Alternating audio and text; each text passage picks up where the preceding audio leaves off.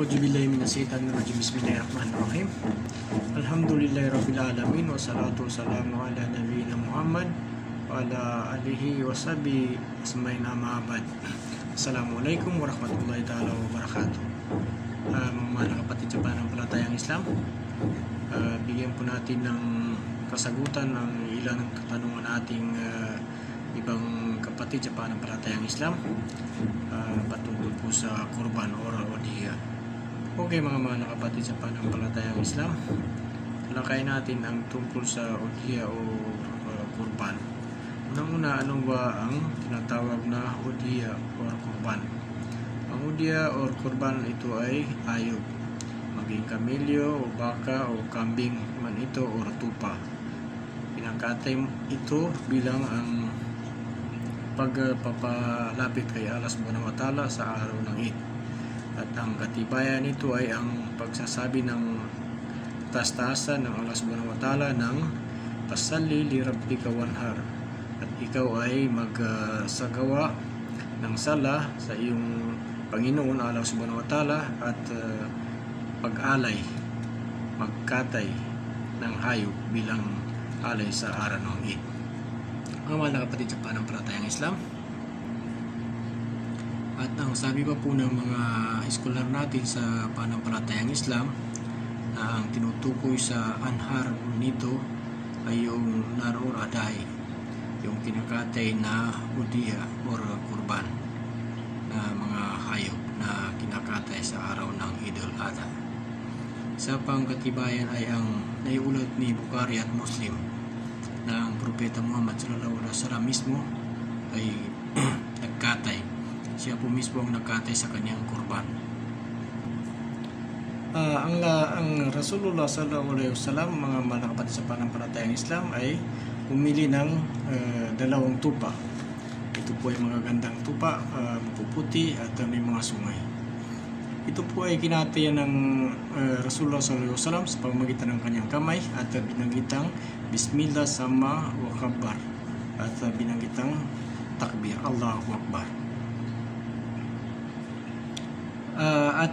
Ipinatong ng Rasulullah sallallahu alaihi wasallam ang kanyang paa sa liig ng tupa na kanyang kinatay sa oras ng pagkatay na yan.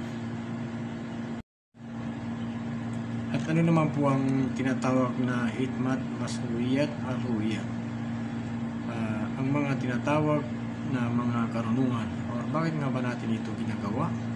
Unang-una, ito po mga kapatid sa pananampalatayang Islam ay uri ng ating pagsamba sa Allah Subhanahu wa Ta'ala at pagpapakita ng pagpapakumbaba at pagpalapit sa Allah Subhanahu wa Ta'ala. Pangalawa, upang maalala natin ang ginawa ng ama ng mga propeta na si Ibrahim alayhi salam nung ipakatay sa kanya ang anak niyang si Ismail alayhi salam, sapagkat ito ay utos ng Allah Subhanahu wa Ta'ala sa kanya. Pero pagkaraan nito ay pinalitan ng tupa at yun ang kanyang kinatay. So ito po ay bilang pag-alaala, pagsunod sa ginawang sunan ng ating mahal na Ibrahim alayhi salam. At pangatlo, bilang pagtulong sa mga kapatid natin na may hirap o nangangailangan, kasama na ang ating mga pamilya, sapagkat ang hayop na kinatay ay ipamahagi sa kanila. Ngayon, ano naman po ang udhiya or kurban? Ito ay sunnah muakkada. Ibig sabihin po nito ay mabigat na sunnah na karapat-dapat nating gawin ng mananampalatayang Islam. Ganun pa man mga mahal na kapatid sa pananampalatayang Islam, ito ay magiging obliga sa dalawang bagay. Tulad na lang po ng halimbawa meron kang hayop at sinabi mo na ito ay gawin mong udhiya or kurban, magiging obligado ito, kaya dapat mong tuparin ito. Pangalawa po mga mahal na kapatid, pag nagsabi ka na ikaw ay magkurban or sa araw ng Eid, ito ay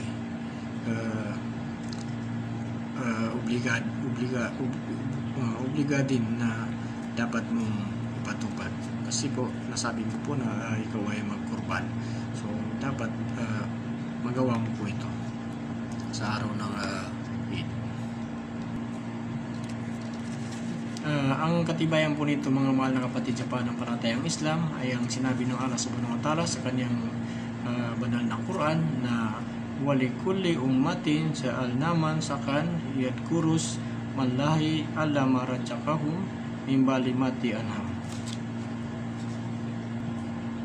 At ang bawat sambayanan na nauna sa inyo ay gumawa ng mansa, ritual o tulad nitong pagkatay ng ayo sa araw na ito. Maging kamilyo man ito o baka, kambing o tupa man ito ay maaaring ialay bilang udiya o kurban. Ito po ay maaaring gawin ng 7 tao para sa isang hayop, sapagkat ang propeta Rasulullah SAW ay ginawa niya ito, isang hayop para po sa 7 tao. Ganun pa man po ay may dalawang kondisyon po ito. Unang-una po, ito po ay dapat nasa tamang gulang, at pangalawa, dapat wala siyang masamang kapansanan. At sa kamilyo, dapat nasa gulang na 5 taon pataas o papasok na ito sa 6 na taon. At ang baka o kambing naman po, dapat nasa gulang na 2 taon pataas o mag-3 taon. At ang tupa, dapat lampas po ito sa 1 taon. At dapat ligtas ito sa mga kapansanan, sapagkat ang sinabi ng Rasulullah sallallahu alaihi wasallam, sapagkat ang sabi ng Rasulullah sallallahu alaihi wasallam, arbaun la tugiji fil adiyah, al-aura al-wagin awaluha, wal maridatu bayin maraduha, wal arjia al-bain ar-rajua, wal adfa allati datunki. Yan po mga mahal na kapatid sa pananampalatayang Islam. 4, sabi ng sugo Rasulullah SAW, ang hindi ka tanggap-tanggap na gawin udhiya o kurban. Unang-una po, yung tinatawag na aura, yung isa lang ang mata, na kitang-kita na ito ay isang mata lang. At pangalawa ay yung may sakit, na kitang-kita mo na may sakit po ito. At ang pangatlo ay yung tinatawag na pilay, arjia, na kitang-kita na ito po ay pilay. Hindi rin ito tanggap-tanggap na gawin na udhiya. At pang-4 ay yung payat na halos wala ng laman ito, na kitang-kita mo na ito po ay payat. Ngayon mga mahal na kapatid sa pananampalatayang Islam, yung 4 na yan na nabanggit ng Rasulullah sallallahu alaihi wasallam na hindi karapat-rapat na ialay bilang kurban.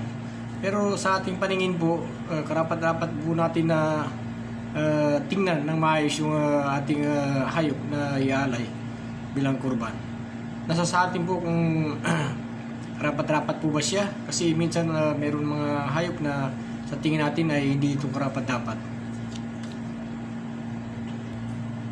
Ngayon po mga mahal na kapatid sa pananampalatayang Islam, kailan po mag-uumpisa ang udhiya o kurban natin? Una sa lahat po, bago po tayo pupunta ng masjid, tayo po ay maligo. Mag-niyat po tayo na tayo ay maligo para po tayo ay makapagsalan ng Salatul Eid. Yun po, wag po natin kalimutan ang ating niya na tayo ay maliligo upang makapagsala po tayo ng Salatul Eid. Ngayon po, ang kurban po ay ginaganap po pagkatapos po ng Eid. Ibig sabihin po, bago po tayo magkatay, tapusin po muna natin ang pagsala natin ng Salatul Eid.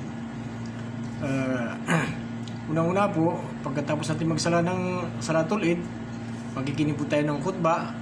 Pagkatapos po ng khutbah, tayo po ay uwi sa ating tahanan at maaari na po natin simulan ang ating pagkatay. Ganun po yun mga mahal na kapatid sa pananampalatayang Islam.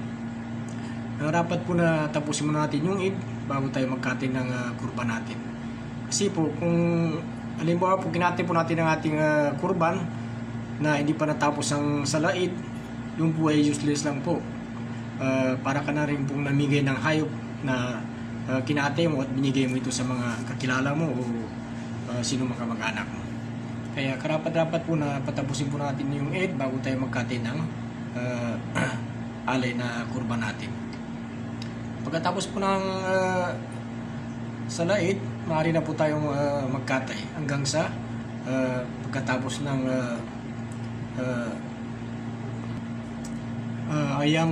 Ayamut Tashrik. Doon po magtatapos yung pagkate ng kurban. Ibig sabihin po, mula 10, 11, 12, 13. Sa 39 po, paglubog ng araw, doon na po matatapos yung Ayamut Tashrik. Hindi ka na rin po pwedeng magkatay ng hayop sa mga oras na yun, na tapos na yung bilang ng Ayamut Tashrik. Ngayon po mga mahal na kapatid sa pananampalatayang Islam, ano po ang gagawin mo sa kurban mo? Unang-una po, ito po ay hatiin sa 3 hati. Ang unang hati po ay para po sa iyo, ito po ay kakainin mo, kasama yung pamilya, mga anak. At pangalawang hati po ay ito po ay bibigay mo sa mga may hirap na nangangailangan. At ang pangatlong hati po ay para po sa mga kaibigan mo o mga classmate mo dyan o sino-sinong kakilala mo. Ngayon mga kapatid sa pananampalatayang Islam, bilang paalaala, kung ikaw ay nagplano na magkate ng kurban, nararapat sa iyo ay pagpasok ng oras na yon, dapat ay hindi ka magpuputol ng kuko mo o buhok mo o anuman balahibo sa iyong katawan.